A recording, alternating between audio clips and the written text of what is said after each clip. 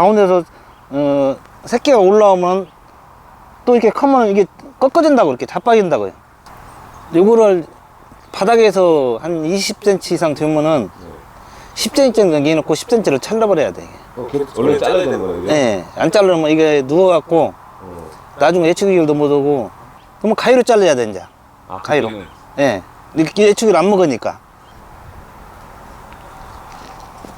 치면 칠수록 야가 올라오면서 인시 굵어져요, 이게 살이. 아, 그러니까 지금 어리잖아요, 지금. 네. 어리니까 이게 상당히 이보다는 더 두껍게 이제 야를 몸이 살이 찌는 거예요.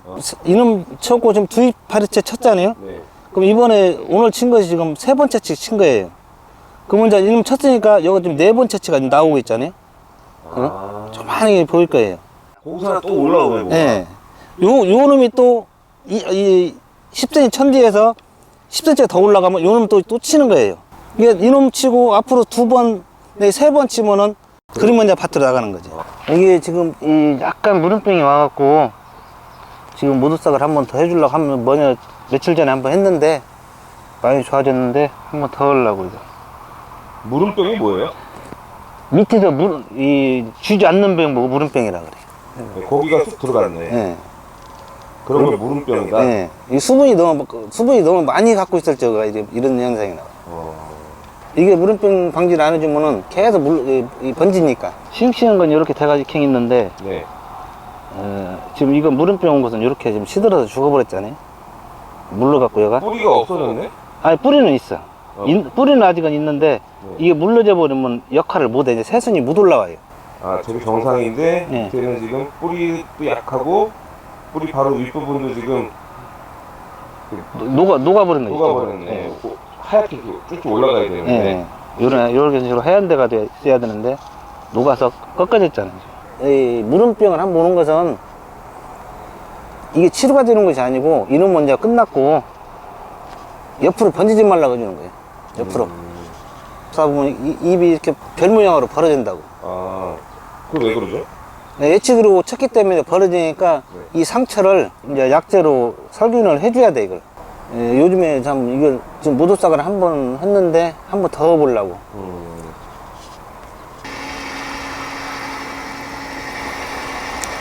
일단은 연매 살푸니까 물 20리터에 50cc. 아, 그러면 지금 물이 얼마예요, 지금 양이? 이게 물이 100에다가 지금 250cc였죠? 50cc니까 다섯 개면 250cc. 이놈 갖고 이제 살포를 할 거예요, 이놈을.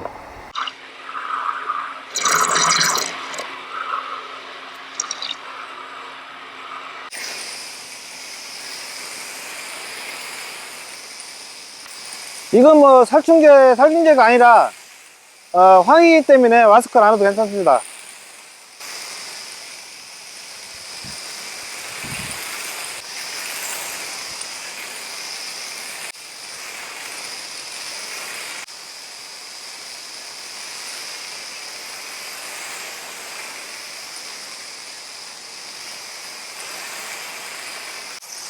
이 황이라는 것은 재벌 때리도 무슨 뭐 약효랄 이런 것이가 없어요. 이건 약이 남았으면 재벌 때려도 가능해요.